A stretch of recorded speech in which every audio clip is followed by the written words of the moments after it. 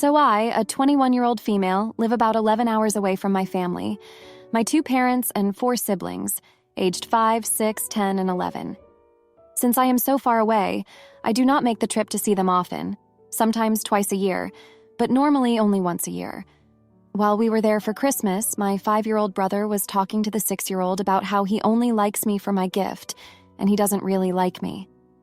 He would rather I just give him the gift and then go back home. Honestly, this hurt a lot because, as I said, I do not go down there very often.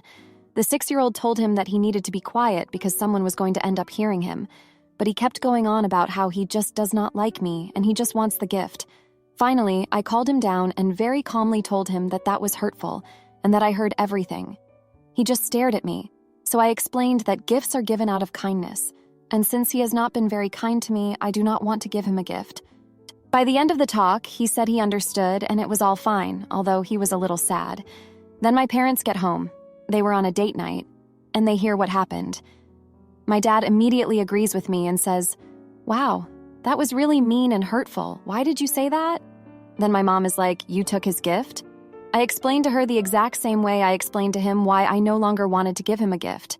I no longer wanted to spend that money on him. Maybe I would change my mind, but as of right now, this is how I felt. She starts blowing up on me about how I'm being so ridiculous, so petty, and so childish, and I just need to grow up. I want you to keep in mind all 4 of the other kids are in the room with us as she's saying all these things to me. She goes on and on about how he is just a baby. Those were her exact words, repeated. He is almost 6, mind you, and old enough to understand. She is giving him a pass right now. So it keeps going, and she keeps telling me that my feelings aren't valid and I am again just being ridiculous. I need to give him the gift and get it over with. I told her it's my money and I don't have to. It got to the point where they were yelling at me in front of the kids. The 5-year-old was crying about just wanting his toy. My mom kept saying, "See, he doesn't understand even now." But he was fine before she started going on about how he is just a baby. Finally, I'm getting mad to the point of crying because how am I now the issue here? I tell them repeatedly I need space. I can't breathe. I go into the other room. My dad follows. I say to go away. I need space.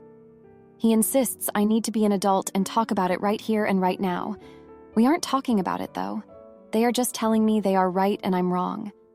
Won't listen to me or any of the other 4 kids who were actually there. I try to leave again. I'm followed. Multiple times I threaten I will pack up and leave.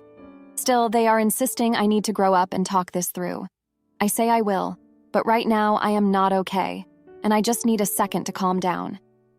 Well, calm down, and let's talk this through like adults. Finally, I follow through and pack my stuff. Even then, they don't stop. I forgot to mention I was about a month or 2 pregnant and didn't know. So emotions were crazy. I was sobbing. I was so upset. I was having a full-blown panic attack. I even puked because I literally could not breathe. They followed me all around the house, harassing me as I pleaded with them to stop. I left and hugged the kids goodbye. They were crying, saying they loved me and were sorry for how the 5-year-old acted. It was 11 at night, and we had planned to do Christmas at the end of the week visit. We drove all the way back home that night.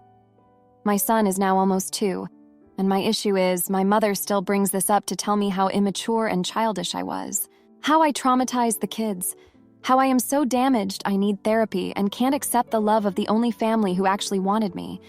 I'm adopted. Was I wrong to take the toy? Was I wrong to leave? I couldn't imagine spending Christmas with them after this. To add, I took no anger out on my brother.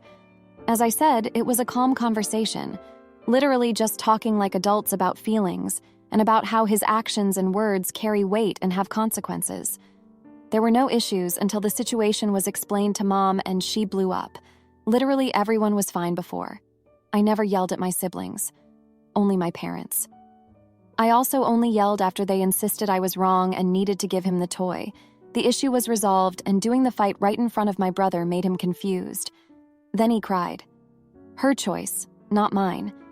I was literally trying to walk away the entire time. I did not take anger out on my brother. I literally talked to him like I would another person. And I didn't say anything or blame him as I was leaving. Almost forgot, I didn't take the gift, I just never gave it to him. It never left my car. I didn't add it, but I guess I have to. My brother and I talked, guys.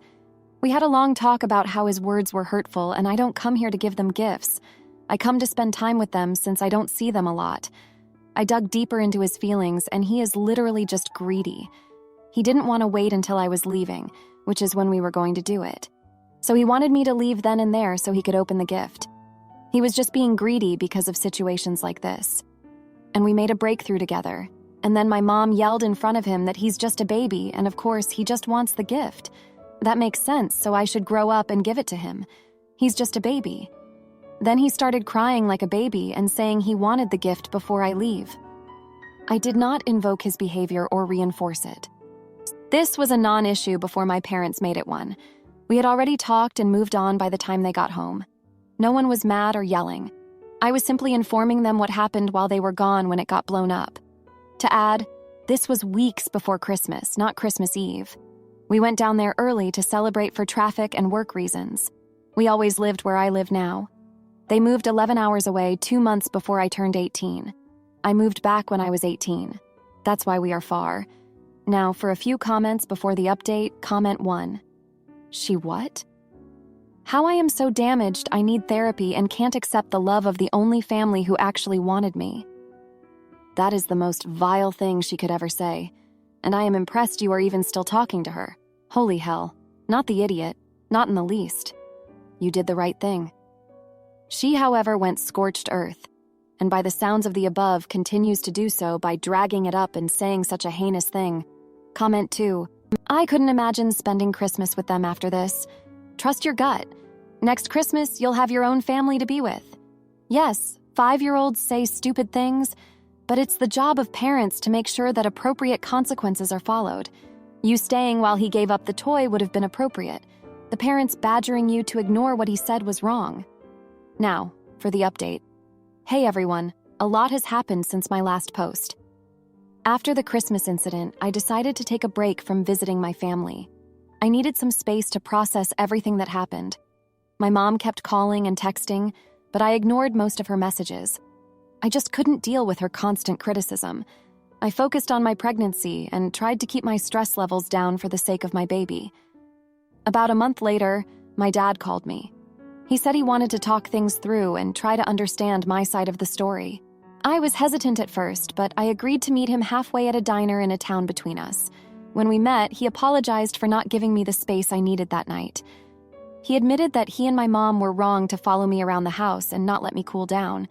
He said he wanted to make things right and asked if I would consider visiting again. I told him I needed more time, but I appreciated his apology. Meanwhile, my mom kept bringing up the incident in her calls and texts. She would send long messages about how I traumatized my siblings and how I needed therapy. It was exhausting. I finally blocked her number for a while just to get some peace. I felt guilty, but I knew I had to protect my mental health. During this time, I started seeing a therapist. I needed someone to talk to about everything that happened and how it was affecting me. My therapist helped me understand that my feelings were valid and that it was okay to set boundaries with my family. She also helped me work through some of the guilt I was feeling about the whole situation. 2 months after the incident, my mom showed up at my apartment unannounced. She said she was worried about me and wanted to make sure I was okay. I was shocked and didn't know how to react. We ended up having a long, emotional conversation. She apologized for how she handled things that night and admitted that she was wrong to dismiss my feelings. She said she was just trying to protect my brother, but she realized now that she went about it the wrong way. We talked about my childhood and how I always felt like I had to prove myself to be loved. My mom admitted that she and my dad were harder on me because I was adopted. They wanted me to feel like I was part of the family, but they didn't realize that their actions were making me feel the opposite. It was a difficult conversation, but it was also healing. We both cried and hugged, and I felt like we were finally starting to understand each other. After that, my mom and I started rebuilding our relationship. We agreed to take things slow and communicate more openly. I unblocked her number, and we started talking regularly. She even came to one of my therapy sessions, which was a big step for both of us. As for my siblings, I started video calling them once a week. It was a way for us to stay connected without me having to visit. My 5-year-old brother apologized again for what he said, and I could tell he genuinely felt bad. We talked about how words can hurt and how it's important to be kind to each other. It was a good conversation, and I felt like we were making progress. 3 months after the incident, I decided to visit my family again. It was a short visit, just for a weekend, but it went surprisingly well. My mom and I had a few tense moments, but we managed to work through them without any major blow-ups. My dad was more supportive, and my siblings were happy to see me. It wasn't perfect, but it was a start. During the visit, my mom and I had another heart-to-heart. She told me about her own childhood and how she always felt like she had to be perfect to be loved. It helped me understand why she was so hard on me. She also admitted that she was scared of losing me, which is why she reacted the way she did. It was a lot to take in, but it helped me see her in a different light. I also learned more about my dad's past. He grew up in a strict household where emotions were seen as a weakness. He admitted that he struggled with showing affection and understanding emotions, which is why he had a hard time dealing with my feelings that night. It was eye-opening and helped me understand why he acted the way he did. By the end of the weekend, I felt like we were on the path to healing. It wasn't going to be easy, but we were all willing to put in the effort. I left feeling hopeful for the first time in a long time. Thanks for reading. Am I the idiot for reporting my ex-best friend to the cops after she drugged my daughter and harassed us relentlessly? I allowed my neighbor and former best friend to take my teenage daughter out of town with her family to a music festival. In attendance was my daughter, the neighbor, and her 3 minor children, the neighbor's boyfriend and his 2 minor children, and the neighbor's brother. It was the type of festival you have to camp at. They were there for 3 days. When they returned from the music festival, my daughter relayed to me that she was given drugs in the form of an edible. She didn't know what was in it, but ingested the item given to her. She also stated to me that she witnessed the neighbor's brother, and the neighbor's boyfriend do acid. My neighbor not once made a mention of this to me. Only after she found out my daughter told me what happened did she apologize. When she finally spoke to me about it, her statement to me was that she would have called me to ask if it was okay, but that she had no phone signal to do so. She acknowledged that it should not have happened. I was baffled to find out that she even thought this sort of thing would be okay with me to begin with. I did report it to the authorities and to the event staff at the music festival. The neighbor was charged with contributing to the delinquency of a minor. After this, our friendship deteriorated and we eventually stopped talking. Fast forward a few months and I am freshly out of the hospital after having had a stroke. That stroke left me physically disabled, and I'm honestly lucky to be alive. My daughter was experiencing a mental health crisis the week I had returned home from the hospital, and I took appropriate action to get her medical care, called the police and mobile crisis, etc. The neighbor decided to involve herself. Unbeknownst to me, she was keeping contact with my daughter after our friendship ended, and tried to stop me from getting medical care for my daughter. The neighbor called the police on me 4 times that same week, called Child Protective Services twice. I only know this because she admitted that she did this in court, and made a laundry list of accusations that the authorities were able to see weren't true. At one point, she was calling the police once a day on me, making various accusations. Her calling the police for any and every reason lasted for almost 2 months. One of the days she called, she told the police I was in my downstairs apartment making threats of harm against her while I was 5 hours away, out of town. Even after being told by the police she needed to stop calling them for nonsensical reasons, she kept calling. Since then, she has become a nuisance in general, even going as far as filing for an order of protection, which was dropped by the courts after her giving her testimony. At that hearing, she attempted to weaponize traumatic events that happened to me in the past that I confided to her about while we were friends.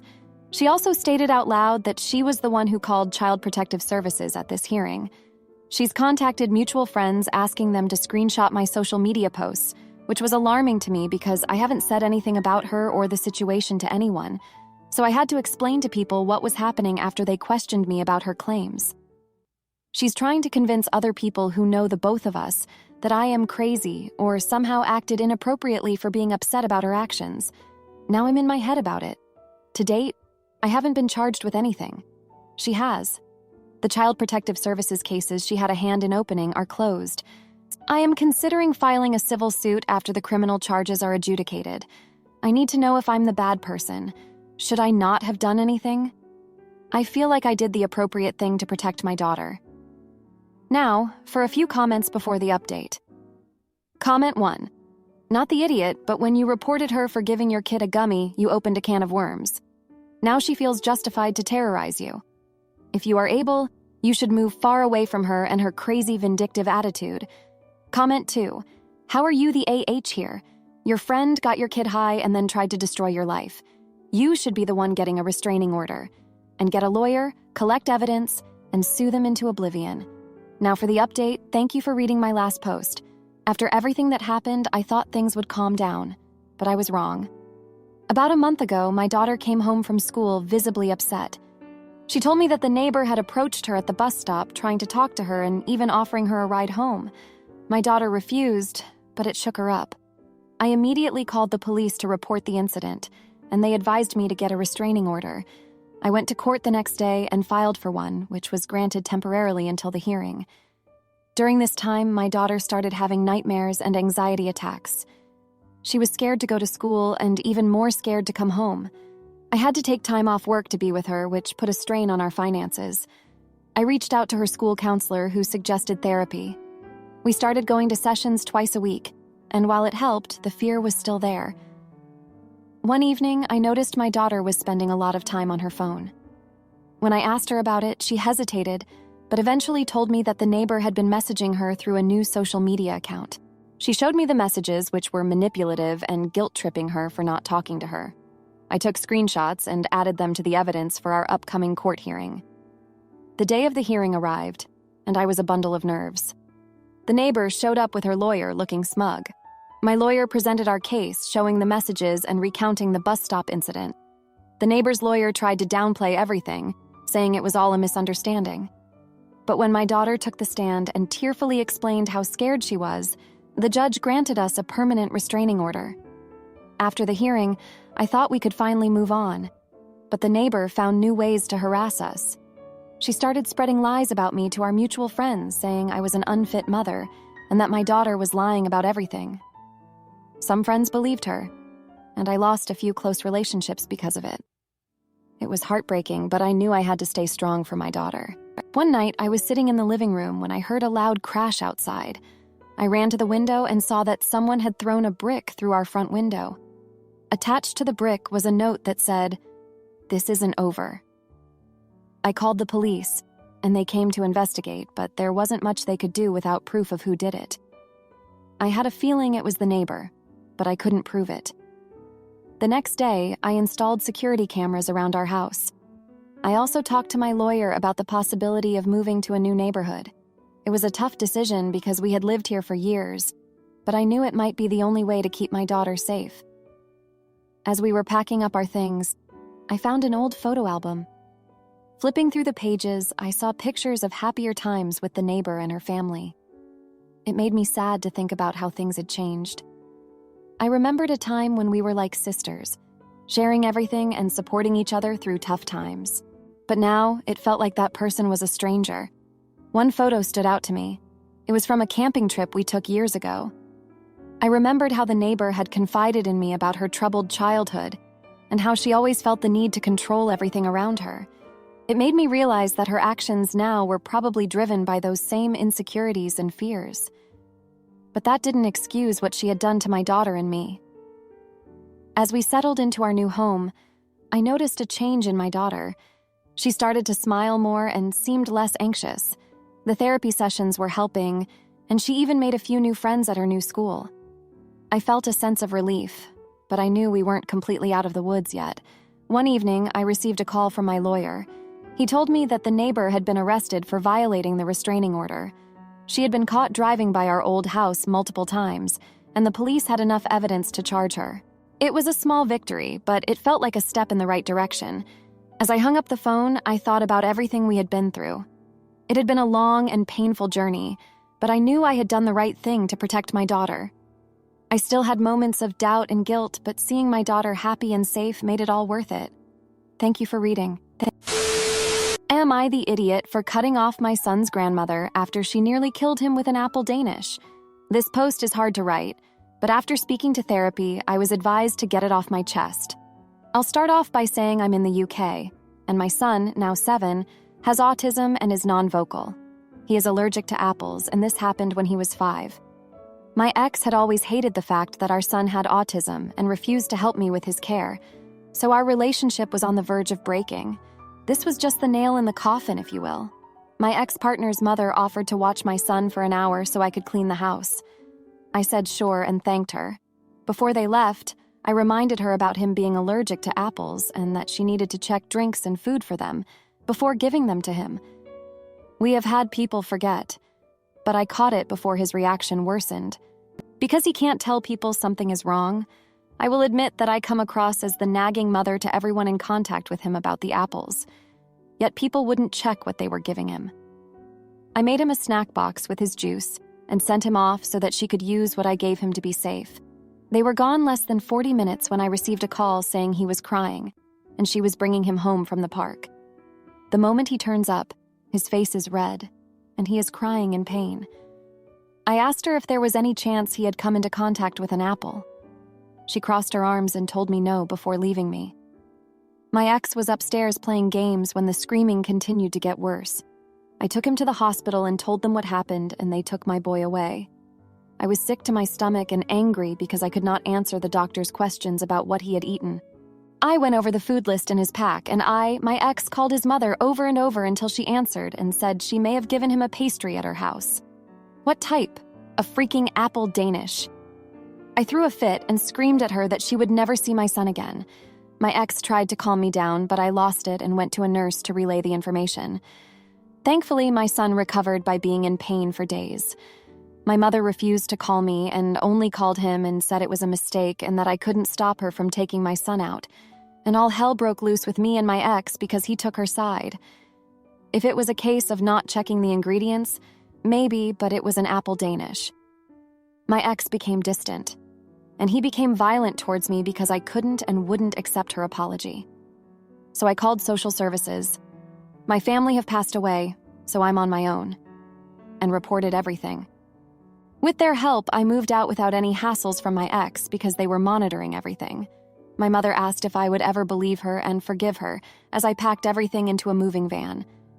I told her unless she was willing to let me serve her crap and make her sit there for 40 minutes before using her EpiPen, she said I clearly want her dead. I turned and couldn't stop myself from slapping her hard across the face. I screamed at her that it was an apple Danish, and even though nothing came of the charges besides a verbal warning and a report to social services about child endangerment in my eyes, she is the witch that tried to unalive my son. And unless she had a brain tumor discovered of another mental issue diagnosed by a doctor, she can go to hell. I took my son left for good. My ex isn't allowed to take my son because I don't trust that he won't take him to see her. Because of how he interacted with the social worker, he was warned that he and his mother were seen as a risk to my son, and that if anything else happened, they would advise me to take full custody. My ex-mother only sees my son on his birthday and Christmas, with me monitoring everything. Any food, no matter what it is, goes in the bin outside before she even walks into my house.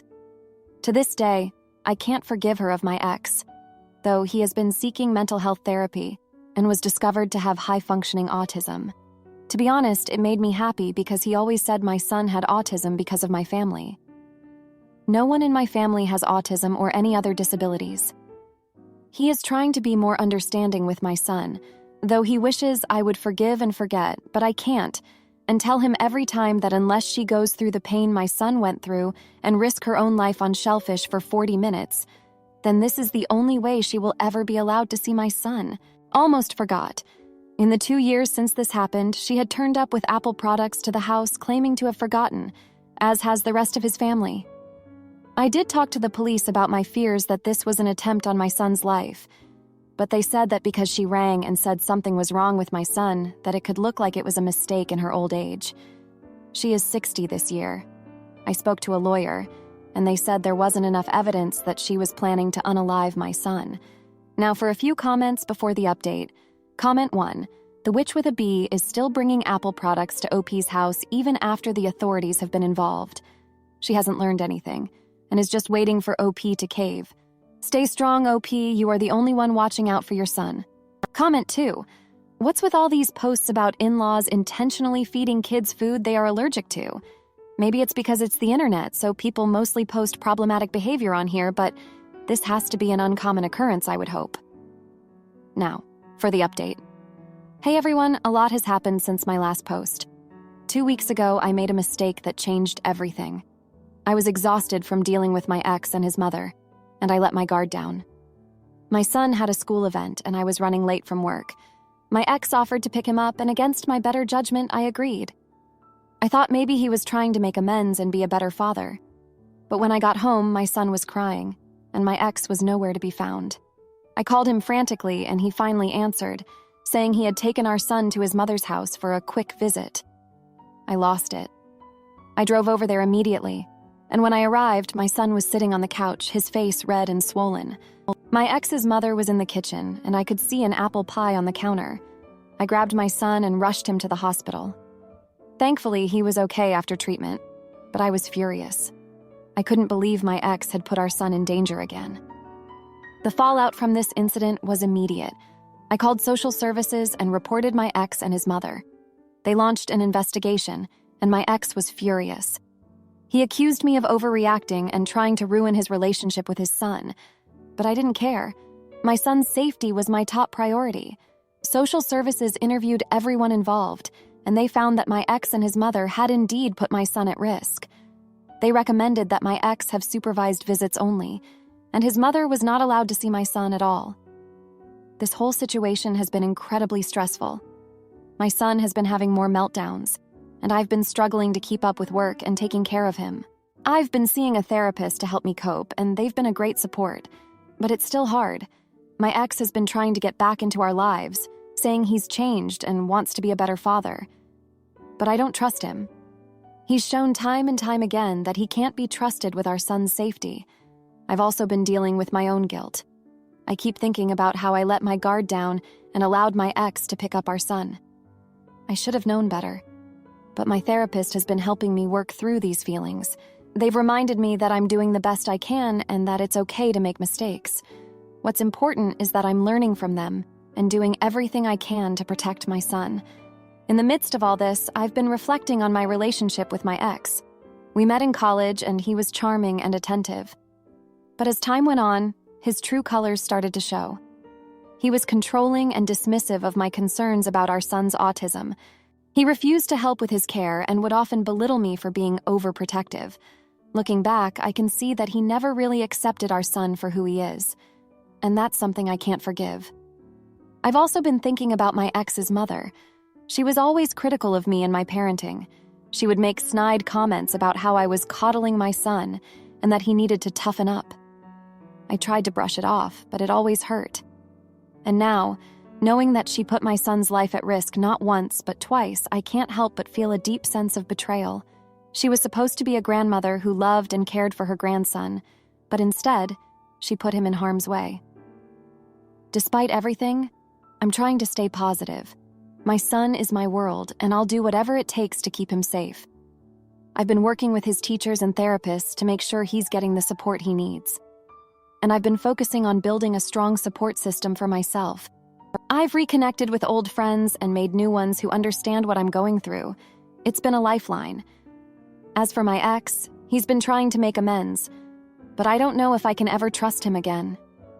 He's been going to therapy and has been diagnosed with high-functioning autism. He's been trying to be more understanding and supportive, but it's hard to forget the pain he's caused. I told him that if he wants to be a part of our son's life, he needs to prove that he's changed. Actions speak louder than words. In the meantime, I've been focusing on my own healing. I've been taking time for myself, doing things that make me happy. I've started painting again, something I used to love but had put aside. It's been a great way to relax and express myself, and I've been spending quality time with my son, making sure he knows how much he's loved and valued. This journey has been incredibly challenging, but it's also been a learning experience. I've learned that I'm stronger than I thought and that I have the power to protect my son and create a better life for us. It's not easy, and there are still tough days, but I'm determined to keep moving forward. Thank you for reading. If you liked this video, you'll probably like these too. Also, while you're here, please consider subscribing. It's your support that keeps this channel alive and allows me to make better and longer videos. Have a great day!